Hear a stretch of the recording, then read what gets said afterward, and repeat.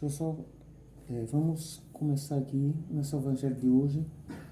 Pedimos ao Mestre Jesus que nos ilumine, que guie nossos pensamentos, que a espiritualidade amiga, que os espíritos bons, nossos espíritos familiares, que trabalham pelo nosso bem, como familiares, pais e mães, abnegados e amorosos, cuidam da nossa encarnação, nos inspirando para o bem, nos inspirando para o caminho da paz, do amor, para o caminho de Jesus. Que esse Evangelho seja abençoado e que ele sirva para nós nesse momento e em qualquer momento que ele for ouvido e escutado, que ele possa ser útil para o consolo, o aprendizado das verdades do Cristo, para que nossos corações sejam consolados e que possamos viver o que Jesus sonhou, amar a Deus sobre todas as coisas e amar ao próximo sobre a si mesmo. E o mais próximo que aprendamos a amar sejam os nossos familiares, nossos colegas de trabalho, nossos vizinhos, e assim que esse amor possa se estender para nosso bairro, nossa cidade e toda a humanidade. Que assim seja. Pode começar, filho. Que assim seja. A lei do amor. O amor resume inteiramente a doutrina de Jesus, porque é o sentimento por excelência, e os sentimentos são os instintos, elevados à altura do progresso realizado. No seu ponto de partida, o homem não tem senão instintos, mais avançado e corrompido não tem senão sensações, mais instruído e purificado tem sentimentos. E o ponto delicado do sentimento é o amor. Não o amor no sentido vulgar da palavra, mas este sol interior que condensa e reúne em seu ardente foco todas as aspirações e todas as revelações sobre-humanas. A lei do amor substitui a personalidade pela fusão dos seres. Ela aniquila as misérias sociais. Feliz aquele que, ultrapassando a sua humanidade, ama com amplo amor seus irmãos em dores. Feliz aquele que ama, porque não conhece nem a angústia da alma, nem a do corpo. Seus pés são leves e vive como que transportado para fora de si mesmo. Quando Jesus pronunciou esta palavra divina, amor, essa palavra fez estremecer os povos e os martírios, ébrios de esperança, desceram ao circo. Bem interessante, né? Essa primeira parte, principalmente esses 3 degraus, né? Do progresso humano, né? Do progresso do sentimento humano, né? Que o primeiro degrau sendo o instinto, né? E o instinto, tá aqui o instinto, né? Os instintos, e o instinto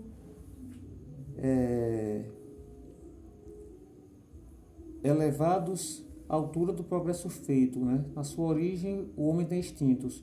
Quando o mais avançado e corrompido só tem sensações, né? Ou seja, nessa passagem, né? E quando instruído e depurado tem sentimentos. Ou seja, esse caminho até o instinto chegar no sentimento, ele experimenta sensações, né? Que é ele corrompido. E aí depois ele se purifica. É como a gente pensar em uma vala que a gente abre para transpor água, né? Não vamos pensar numa transposição grande de rio, não, mas vamos transpor uma água de um lugar para outro. Você abre uma vala para transpor água. E aí o que é que você percebe primeiro? Você percebe que as primeiras águas que passam, elas sujam, né? São bastante sujas, né? Você tem uma água correndo no lugar. Aí ela já tirou aquele pó, aquela sujeira, o leito do rio fica limpo, né? O leito do córrego fica limpo. Aí você abre uma nova vala para essa água transpor para outro lugar. Aí ela vai, as primeiras águas que passam, elas são sujas, né? Então é esse paralelo que dá para traçar aqui com relação aos instintos, né? Ou seja, os instintos na sua caminhada, no seu progresso, em direção aos sentimentos, ele passa por essa fase, né, das sensações, né, corrompido, né, corrompidos os instintos, passa pela essa fase da sensação e assim que se depura, que se limpa, né, aí ele chega aos sentimentos. Achei interessante isso aí, né? E o ponto delicado do sentimento é o amor, né, que é que ele fala. Interessante isso aí.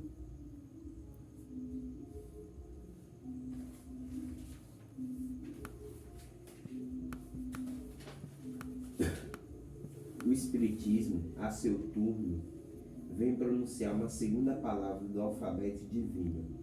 Estai atentos, porque esta palavra ergue a pedra dos túmulos vazios, e a reencarnação, triunfando da morte, revela suplícios que ela conduz, mas a conquista do seu ser é elevado e transfigurado. O sangue rasgou o espírito, e o espírito deve hoje resgatar o homem da matéria. Deixa eu ler de novo essa frase. O sangue resgatou o espírito, e o espírito deve hoje resgatar o homem da matéria. Esse trecho é bem difícil de entender, né? Deixa eu ler novamente para ver se eu entendo. Se não entender, a gente lê a segunda parte, que talvez o entendimento venha depois. O Espiritismo, ao seu turno, vem pronunciar uma segunda palavra do alfabeto divino. Estai atentos, pois, que essa palavra ergue a lápide dos túmulos vazios, e a reencarnação, triunfando da morte, revela às criaturas deslumbradas o seu patrimônio intelectual. Já não é o suplício que ela conduz, já não é ao suplício que ela conduz o homem. Condulo à conquista do seu ser, elevado e transfigurado. Ou seja, a morte, ela não é o fim, né? E isso é interessante, o atraso que a humanidade tem, porque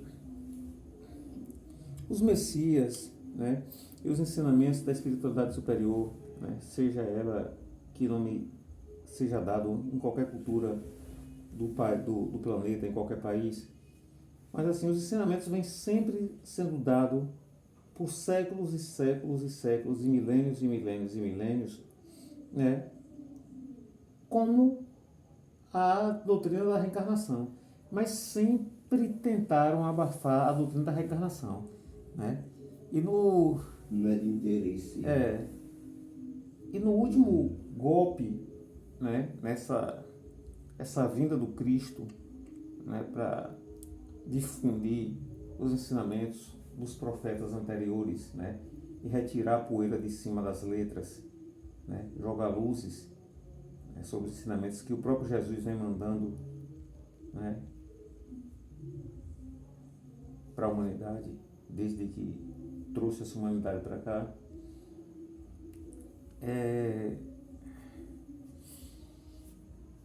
O último golpe foi o segundo concílio de Constantinopla. Isso, filho, isso. O último golpe é o segundo concílio de Constantinopla, que tirou. Agora imagine o atraso, né? Esse concílio tem quantos anos? Foi há quantos anos atrás esse concílio? Não lembro, foi o ano 1300 alguma coisa. Foi na época do Império Bizantino, onde se 1300? E alguma coisa, que se existia a cidade de Constantinopla. Hoje em dia não existe mais essa cidade. Hoje em dia é Istambul. Tem quase 1000 anos, 700 anos, né? 700 anos do concílio de Constantinopla. Então, assim, é um atraso de 1000 anos. Quer dizer que foi quase 600 anos para a gente retomar isso. Quer dizer, simplesmente uma pessoa, em um momento crucial da difusão, né, das doutrinas do Cristo, retira, né? Aí o bando de ser humano que é responsável pelo entendimento e o crescimento espiritual da humanidade, né, que são os sacerdotes, né, como fizeram também no tempo de Cristo, né, independente da religião, né. Na época do Cristo, quando Cristo veio, os sacerdotes o que faziam era 1000 vezes pior. Aí vai reproduzindo a coisa de forma errada. E aí, por quê? A doutrina da reencarnação ela é importantíssima por causa da solidariedade entre as reencarnações. A gente vislumbra um mundo maior com a reencarnação. A gente vislumbra, a gente olha para um céu cheio de estrela, que não se consegue ver da cidade, se consegue ver de uma roça, onde não tem luz elétrica. Olha para o céu para ver a coisa mais linda do mundo que é. Um céu estrelado. Na verdade, não foi na morte do Império Bizantino, foi no início do Império Bizantino. Foi bem antes. Foi no ano 553. No ano 553. Sim, não foi na morte do Império Bizantino. Então tem 1.500 anos, né? Mais de 1.300, até o ano 1.800. Sim, 1.300 anos de atraso. Então, assim, eu estava falando aqui sobre a doutrina da reencarnação, né? E que aí você trouxe agora a informação, né? Que é 1.300 anos atrás, né? De atraso. Por quê? Porque você olha para um céu cheio de estrelas e aí se complementa, aumenta a grandiosidade de Deus. Porque Deus não é um ser humano. Só que tem vida, né?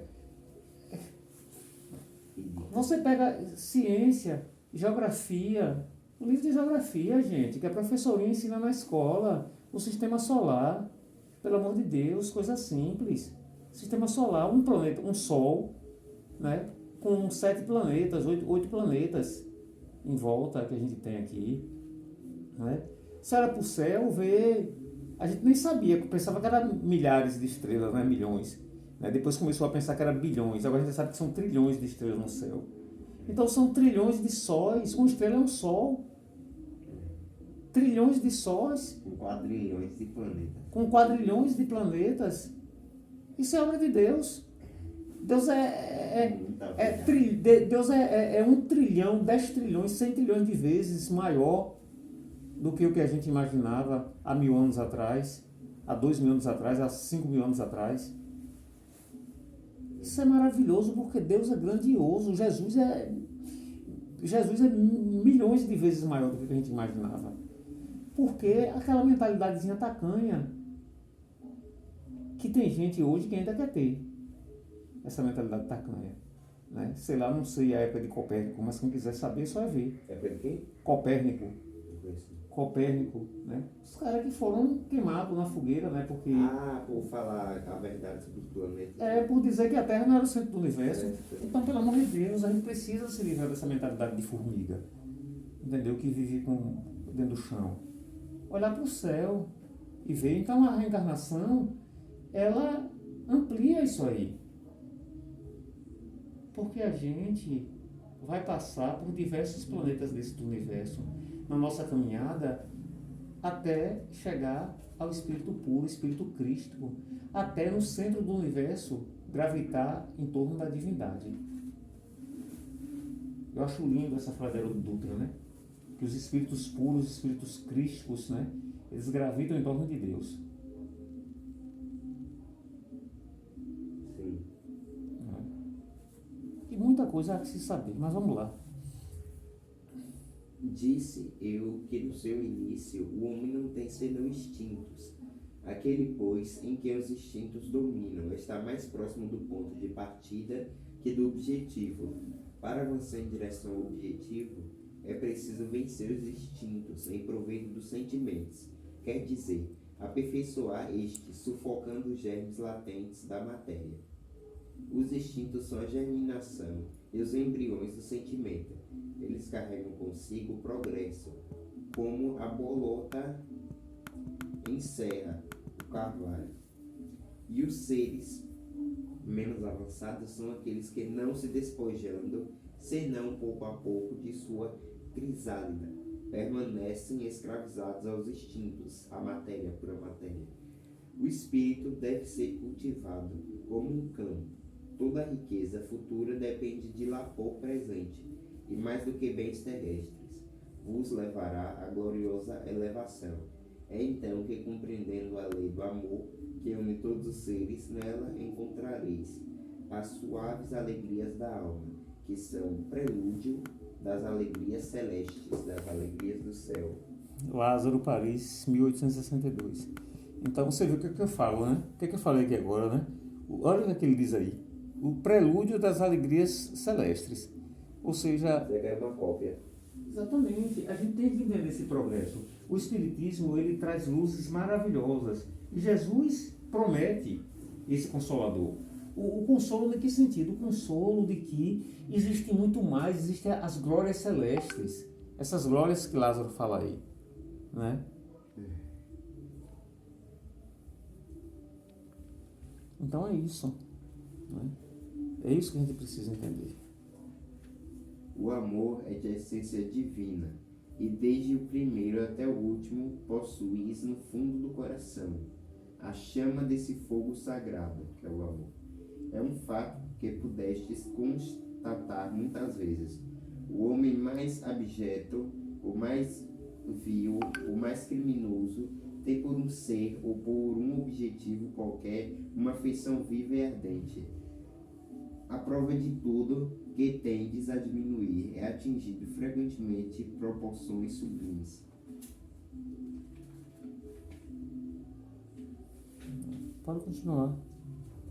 Disse eu por um ser ou por um objeto qualquer, porque existem entre vós indivíduos que dispensam tesouros de amor, dos quais seu coração transborda sobre animais, sobre plantas e mesmo sobre objetos materiais, espécies de misântropos se queixando da humanidade em geral, existindo contra a tendência natural de sua alma, que procura ao seu redor a afeição e a simpatia. Eles rebaixam a lei de amor ao estado distinto, mas qualquer coisa que façam, não saberão sufocar o germe vivaz que Deus depositou em seu coração, na sua criação. Esse germe se desenvolve e engrandece com a moralidade e a inteligência, e embora frequentemente comprimido pelo egoísmo, é a fonte de santas e doces virtudes, que fazem as afeições sinceras e duráveis.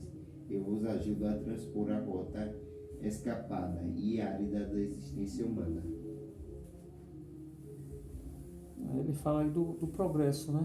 Fala do progresso do ser humano, né? E o progresso do sentimento, né? Sim. E fala que o amor é da essência divina, né?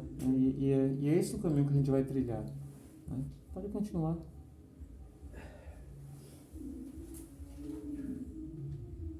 Há algumas pessoas a quem a prova da reencarnação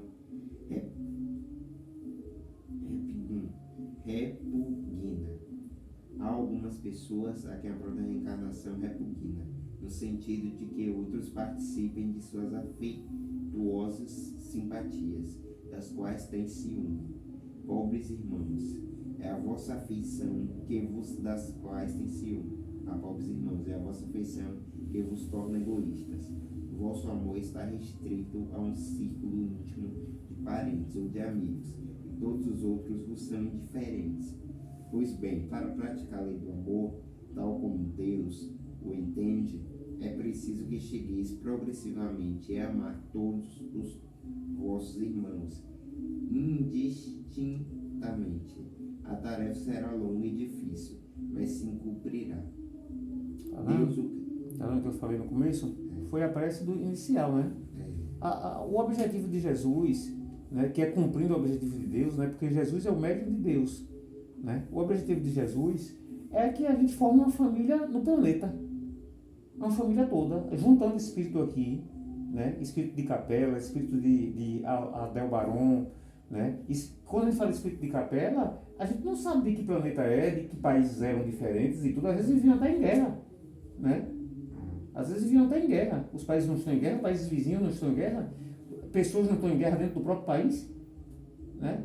Então, Jesus aqui reuniu essas pessoas de diversos planetas, de diversos orbes, para se formar a família de novo. Porque essas pessoas não conseguiram formar a família dos planetas que vieram, né? Juntou com as pessoas que eram daqui mesmo, dos povos originários da Terra, né? Da criação do planeta Terra, para formar uma família. E está aqui todo mundo. Quem quiser acreditar nessa questão, ótimo. Quem não quiser acreditar, tem tempo, né? O tempo é uma ficção, né, criada por Deus, pela espiritualidade superior, que a eles não afeta, só afeta a nós, né? Então, é interessante, quem quiser ter um entendimento mais simples, basta entender que Jesus quer formar uma família no planeta. E a intenção é essa. E se você entender reencarnação, já vai ficar bem mais fácil. Por quê? Porque você é meu filho agora, mas amanhã pode ser outra pessoa, que nunca foi meu filho em nenhuma encarnação. Outro pode ser meu pai. Você pode ser pai dessa outra pessoa. E a gente vai criando laços de amor, que é o que Jesus quer, que é o que Deus quer. E a gente vai aumentando a família. Até que todo o planeta forme uma família gigante. É isso que Deus quer. E está aqui dito, muito bem dito nesse trecho aqui, né? Então é fácil, quem quiser voltar depois de ler. Né? Esse aqui é o capítulo 11, Instruções dos Espíritos, Lei do Amor. Pode continuar, filho. Deus o quer, que a lei de amor constitui o primeiro e o mais importante preceito. Deus o quer. Então, Pode ler, vai. Pode ler. De vossa nova doutrina, porque é ela que um dia matará o egoísmo, ou seja, é o amor que vai acabar com o egoísmo, né? Qualquer que seja a forma sob que se apresente, dado que, além do egoísmo pessoal, há também o egoísmo de família, né? De casta, de nacionalidade, olha aí, né? Egoísmo pessoal, de família, de casta, de nacionalidade. Disse Jesus, amai o vosso próximo como a vós mesmo. Ora, qual o limite com relação ao próximo? Será a família? Será a nação? Não, é a humanidade inteira. Aí. Aí, é a humanidade inteira. Quem é o próximo? Né? Tem uma coisa no estudo espírita que é bem interessante, que diz assim, quem é o meu próximo? É quem estiver mais próximo. Quem estiver mais próximo é o seu próximo. É que está mais próximo de você. Primeiro são os familiares, né, quem mora com você. E se não for família, é seu próximo do mesmo jeito. Por exemplo, na universidade, eu morei em uma república. Era 6 pessoas no quarto. Minha família era aqueles 5 colegas. Que todo dia a gente se via, tomava café junto, almoçava junto quando dava, tomava café da noite junto e dormia no mesmo quarto. 6 pessoas em uma república, que eles chamam de república, né? Na universidade. Então, foram minha família ali durante 5 anos. Pode ler, filho. Nos mundos superiores, o amor recíproco é que harmoniza e dirige os espíritos adiantados, que os habitam. Vai para você acompanhar, viu? Aí você prossegue. E o vosso planeta, destinado a realizar em breve e sensível progresso, verá seus habitantes em virtude da transformação social, porque passará a praticar a lei sublime, reflexo da divindade. Os efeitos da lei de amor são o aperfeiçoamento moral da raça humana e a felicidade durante a vida terrestre. Os mais rebeldes, os mais viciosos, deverão se reformar, quando virem os benefícios produzidos por esta prática. Não façais aos outros o que não quereis que vos fosse feito, mas fazei-lhes, ao contrário, todo o bem que está em vosso poder lhes fazer. Pode seguir. Não crereis na esterilidade e no endurecimento do coração humano. Ele cede a sua malgrado ao amor verdadeiro. É um imã ao qual não pode resistir, e o contato desse amor vivifica e fecunda os germes dessa virtude, que está aos vossos corações, em estado latente. A terra moral de prova e de exílio será então purificada por esse fogo sagrado. Haverá praticar a caridade à humanidade, paciência, devotamento, a abnegação e a resignação, o sacrifício, virtudes, todas as filhas do amor. Não vos canseis, pois de ouvir as palavras de João, o evangelista. Vos sabeis que quando a enfermidade e a velhice suspenderam o curso de suas pregações, ele não repetia senão estas doces palavras: meus filhinhos, amai-vos uns aos outros.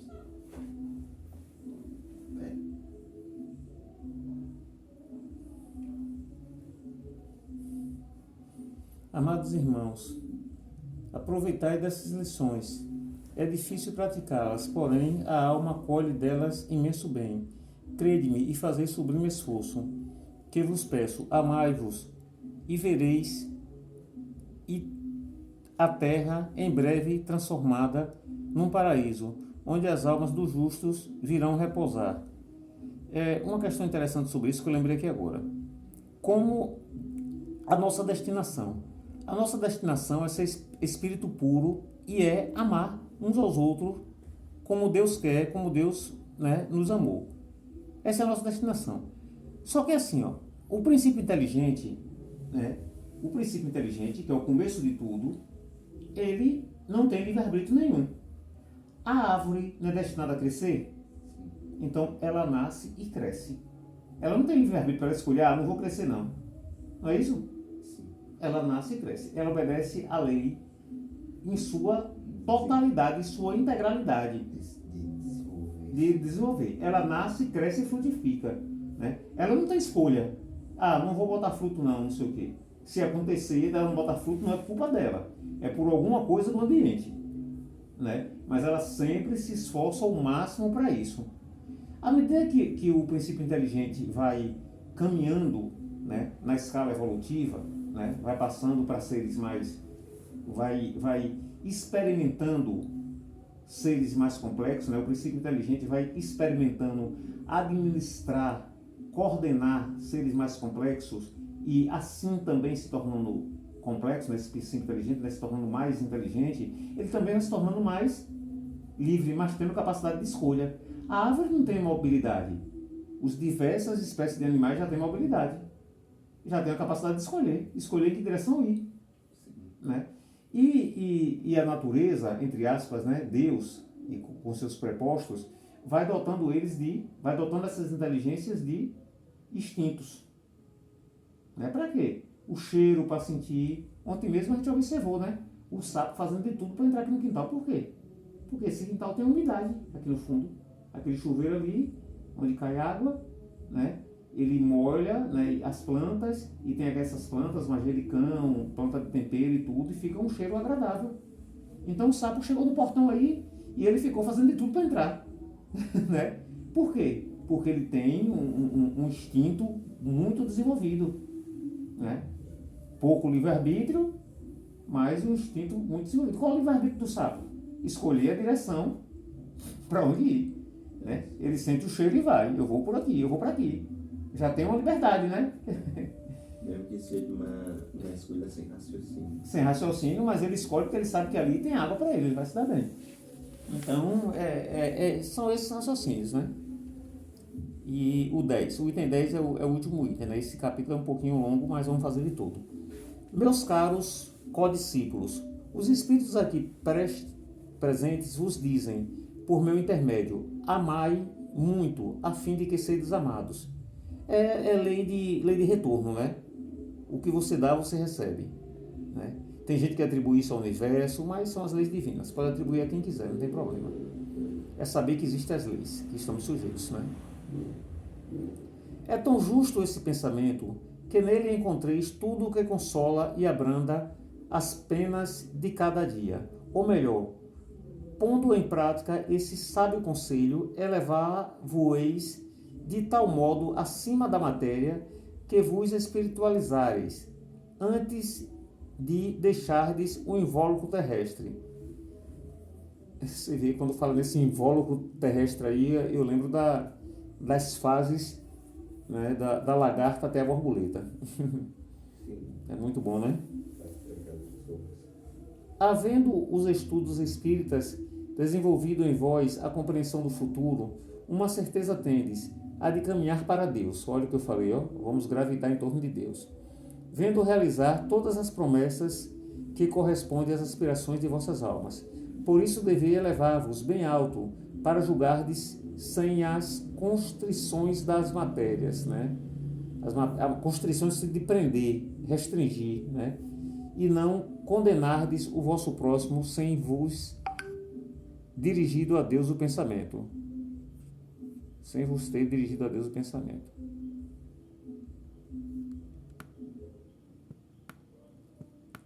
Amar no sentido profundo do termo é o homem ser leal, probo, consciencioso, para fazer os outros o que queira que lhe façam, e procurar em torno de si o sentido íntimo de todas as dores que acabrunham seus irmãos, para suavizar e considerar com a sua grande família humana, porque essa família todos a encontrarei dentro de certo período.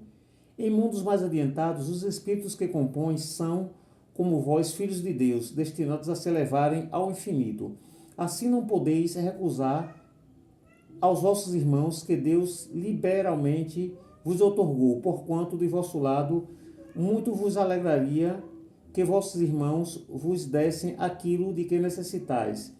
Para todos os sofrimentos, tende, pois, sempre a palavra de esperança e de conforto, a fim de que sejais inteiramente amor e justiça. Tem muito conhecimento encerrado aí dentro, né? Não dá para discutir tudo, senão o evangelho fica muito longo, né? Vou encerrar logo esse evangelho aqui. Já estava terminando aqui que o próximo é egoísmo. É um trecho longo, realmente tem que ser feito em 2 vezes, não tem jeito. Mas eu estou aqui e vou terminar. Crede que esta saiba exortação, amai bastante para ser desamados, abrirá caminho revolucionária, ela segue sua rota, e determinada, invariável. Mas já ganhastes muito vós que me ouvis, pois que já sois infinitamente melhores que ereis há 100 anos. Com certeza, mudastes tanto o proveito vosso que aceitais de boa mente sobre a liberdade e fraternidade, uma imensidade de ideias novas e outras rejeitais. Ora, daqui a 100 anos, sem dúvidas, aceitarás com mais uma facilidade que ainda vos não puder entrar no nosso cérebro. Ou seja, pouco a pouco, a gente vai progredindo, vai melhorando, né? Então é isso. Esse final aqui, o evangelho já está longo, 40 minutos, né? A gente vai encerrar aqui, né? E agradecer, né? Aqui fala de conceito de renovação no final, né?